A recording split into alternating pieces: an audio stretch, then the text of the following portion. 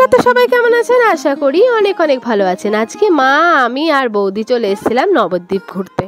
নবদ্বীপে আজকে আমাদের মেন উদ্দেশ্য ছিল গঙ্গা স্নান এবং ভাদ্র মাসের গঙ্গার জল বাড়ি নিয়ে যাওয়া, তার সাথে পুজোর কিছু জিনিস কেনা এবং ভোগ খাবো। আজকে যে জানতামই না আমরা একাদশী, তো সেই জন্যই আমরা চলে এসেছিলাম। মানে ভোগ খাওয়ার উদ্দেশ্যটাও ছিল আমাদের, একটা বড় উদ্দেশ্য ছিল, কিন্তু একাদশীর ফলে আমরা আজকে ভোগ পাইনি। তাছাড়া বাদবাকি সব কাজগুলোই হয়েছে। এই হচ্ছে মঠ। তো মঠের কাছেই চলে এসেছি। এটা পোড়ামাতলার কাছেই রয়েছে এই মঠটা। এই মঠের সামনে দিয়ে বহুবার গেছি, কিন্তু কোনোবার ভেতরে আসা হয়নি। আর এইবার এখানে নাম সংকীর্তন হচ্ছিল এবং বহু লোক ঢুকছিল, আর তার সাথে অনুষ্ঠানও হচ্ছিল। সেই জন্য চলে আসলাম আর কিছু না ভেবে। এখানে অনেক কিছু রয়েছে মন্দির সম্বন্ধে, আপনারা একটু পজ করে পড়ে নেবেন। তো আমরা এখন চলে যাচ্ছি মঠের ভেতরে। মঠটা বেশ সুন্দর করে কিন্তু সেফটি করা, বেশ অনেকগুলো দরজা পেরিয়ে তবে মঠের মধ্যে ঢুকতে পেলাম। আর এইখানেই অনেকেই বসে রয়েছে, নাম সংকীর্তন শুনছে আর প্যান্ডেল টাইপের কিছু একটা করছে। অনুষ্ঠান হয়তো দু একদিনের মধ্যেই রয়েছে বা হয়তো কালকেই রয়েছে, সেরকম কাউকে না পাওয়ায় আমি জিজ্ঞাসা করতে পারিনি। তো খুব সুন্দর করে কিন্তু সাজাচ্ছে। আর এখানে নাম সংকীর্তন কিন্তু সকাল থেকেই চলছে, সারা দিন রাত হবে। তো সামনেটা যে মন্দিরের গেট সেটা বন্ধ ছিল, তাই ঠাকুর দর্শন করাতে আপনাদের পারলাম না। কিন্তু চলুন একটু কাছে আপনাদের নিয়ে যাই, কাছ থেকে একবার দেখিয়ে নিয়ে আসি, আর আমিও দেখে আসি। এর আগে তো কোনোদিন আসা হয়নি, তাই দেখাও হয়নি। তো এইখানেই নাম সংকীর্তন হচ্ছিল। আর এই যে দেখুন তুলসী মন্দিরটাও বেশ কিন্তু সুন্দর, বেশ বড়। আর এই যে এখানেই প্যান্ডেল করা হচ্ছে, সুন্দর করে সাজানো হচ্ছে। এখানে নিশ্চয়ই কাউকে বসানো হবে, আর তিনি হয়তো মাইকে কিছু বলবে, তার মার দিয়েও অনেক সিস্টেম করছিল। ভালো লাগছিল বেশ দেখতে। এখানটা খুবই ঠান্ডা ছিল। তো এখানটা আমরা মনে করলেই অনেকটা টাইমই থাকতে পারতাম, কারণ জায়গাটা এতই ভালো ছিল। কিন্তু যেহেতু আমাদের আরও অনেক জায়গায় যাওয়ার আছে, তাই এখানে আর বেশি সময় নষ্ট করলাম না। এবার আমরা বেরিয়ে যাচ্ছি, আর তারপরে আমরা যাব সমাজবাড়ির দিকে।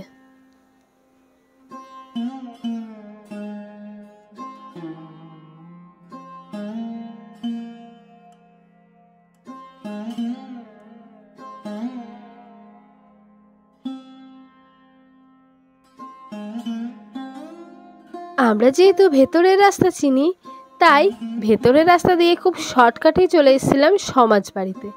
তো ওখান থেকে আমরা ওই 3-4 মিনিট হাঁটা পথেই চলে আসলাম সমাজবাড়ি। তো সমাজবাড়ির চূড়াটা তো দেখালাম আপনাদের, দেখা যাচ্ছে। আর এই রোদ, আজকে যা রোদ পড়েছিল, রোদটাতে একটু কষ্টও হচ্ছিল কিন্তু। আর তার মধ্যে আমি ফুল হাতা জামা পরে ফেলেছিলাম, সেই জন্য একটু গরমও করছিল। আর এই যে দেখুন, মানে সমাজবাড়ি যাওয়ার আগে কি বড় বড় সব দোকান রয়েছে, তুলসীর মালা, চামর, ঠাকুর, মানে যে অষ্টধাতুর ঠাকুর, পিত্তলের ঠাকুর, আরও ঠাকুরের নানান ধরনের জিনিস পাওয়া যাচ্ছিল। আর এই সমাজবাড়ির গেটে প্রবেশ করে গেলাম। দেখুন কতটা ভালো লাগছে মন্দিরটা। নবদ্বীপের এটাই হচ্ছে সব থেকে বড় এবং সব থেকে সুন্দর কাজ করা মন্দির, এই সমাজবাড়ি মন্দিরটা। আমাদের আজকে এই মন্দিরেই ভোগ খাওয়ার উদ্দেশ্য ছিল। যেহেতু আজকে একাদশী, তাই ভোগ খাওয়া হলো না, ভোগ পাওয়া গেল না, তাই চলে গেলাম আরও কিছু জায়গা ঘুরতে। তো তার আগে সমাজবাড়িটা চলুন আপনাদের একটুখানি ঘুরিয়ে নিয়ে আসি।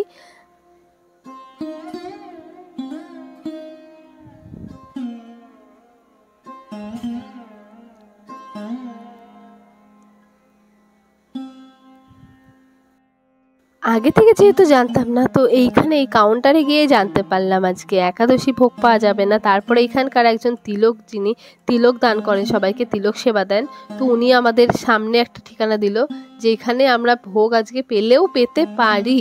তো তারপরে এখানে চলে আসলাম। আর এটা হচ্ছে একটা বালাজি মন্দির বা স্বামীনারায়ণ মন্দিরও বলে। তো এই মন্দিরটাতে চলে আসলাম, আর এই মন্দিরটাতে আমরা ভেতরে গিয়ে কোনো ভোগ পেলাম না। তো চলুন, এটারও মানে ভেতরটা তো যাওয়া হয়নি এর আগে, তো চলুন একবার দেখিয়ে দিয়ে আসি আপনাদেরও।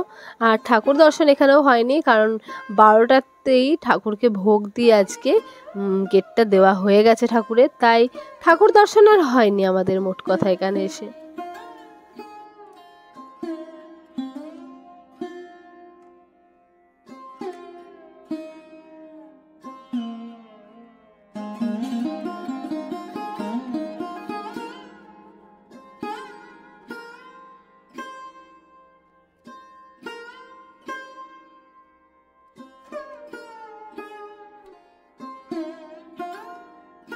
তারপরে এই মন্দিরে চলে এসেছিলাম মহারাজের সাথে কথা বলতে। মহারাজ খুব সুন্দরভাবে আমাদের সাথে ব্যবহার করলেন এবং বুঝিয়ে বললেন যে আজকে একাদশী মা, আজকে ভোগ পাওয়া যাবে না, আমরা আজকে ফল সেবা করি। তো আমরাও জানি সেটা, তো সেই জন্য চলে আসলাম। মনটা খুবই খারাপ।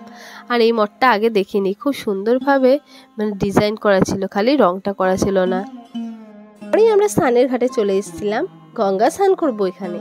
তো ভাদ্র মাসে গঙ্গা স্নান এবং বাড়িতে জল নিয়ে যাওয়ার একটা প্রথা আছে, তো আমরাও সেই প্রথাটা পালন করার জন্যই চলে এসেছিলাম ভাদ্র মাসে গঙ্গা স্নান করতে এবং ভাদ্র মাসের 3 বোন যেহেতু এক জায়গায় হয় তো সেই জল নিতে। তো আজকে সেই দিনটা মানে খুব ভালোই একটা দিন পেয়েছিলাম, তো তার জন্যই চলে এসেছিলাম। মা স্নান করার পর জল নিয়ে আমরা আবার সমাজ বাড়ি এসেছিলাম। একটু বিশ্রাম নিতে হবে, তো অনেক হেঁটেছি, আর বিশ্রাম নেওয়ার জায়গা এর থেকে সুন্দর আর হয় না। তাই এখানে এসে বিশ্রাম নিলাম, মা তিলক সেবাও নিল, আমরাও নিয়েছিলাম। তবে আগে যখন এসেছিলাম, মানে আগে যখন ঢুকলাম মন্দিরে তখন নিয়েছিলাম। এখানে যে শিব মন্দিরটা রয়েছে আপনাদের বহুবার দেখিয়েছি, তবে কাচের মধ্যে দিয়ে।